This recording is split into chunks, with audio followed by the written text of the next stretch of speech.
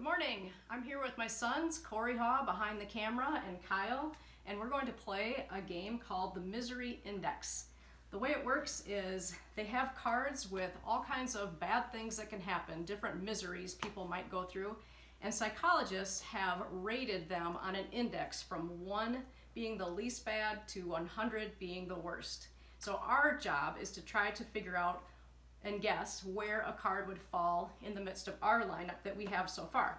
So I have Sprayed by a Skunk, which is a 25 on the Misery Index, Falling into the Septic Tank, which is a 41 on the Misery Index, and Being Mauled by a Crazed Chimp, which is 76.5 on the index between 1 and 100. What do you have, Kyle?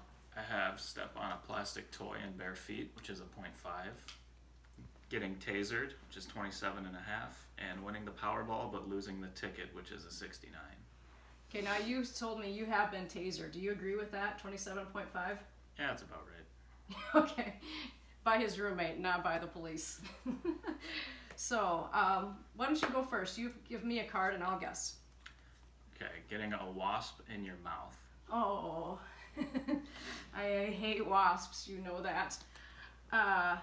Getting a wasp in my mouth is worse than being sprayed by a skunk, but not as bad as falling into the septic tank, somewhere between there. It was a 45 and a half.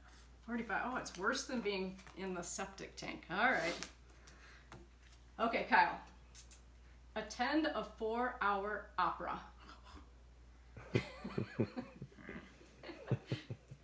Hey, some people like that, you know. It's not as bad as losing a Powerball, but I'd rather get tased in between them. Okay, you'd rather get tased than go to a 4-hour opera. Yes.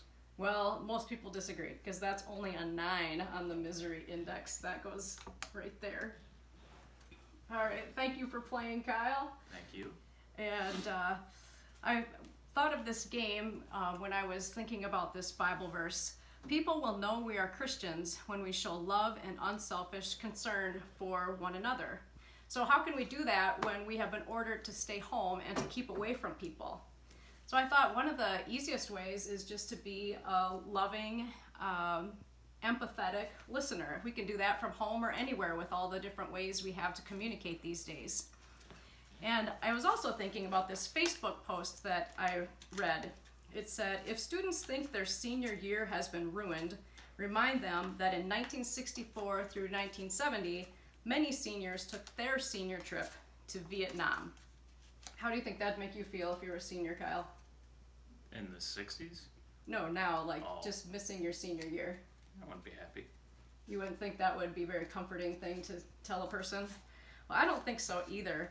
I mean, surely spending your senior year at home would rate much lower on a misery index than being in Vietnam, but is that a helpful response to someone's pain? Brené Brown says that empathy fuels connection. It is feeling with people, and empathy never starts with at least. You're having your senior year at home, well, at least you're not in Vietnam. Your job is really difficult right now, at least you have a job.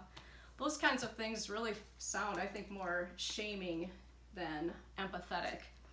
So maybe someone is feeling disconnected, and your empathy and your listening ear will be Jesus for them today. Have a great day.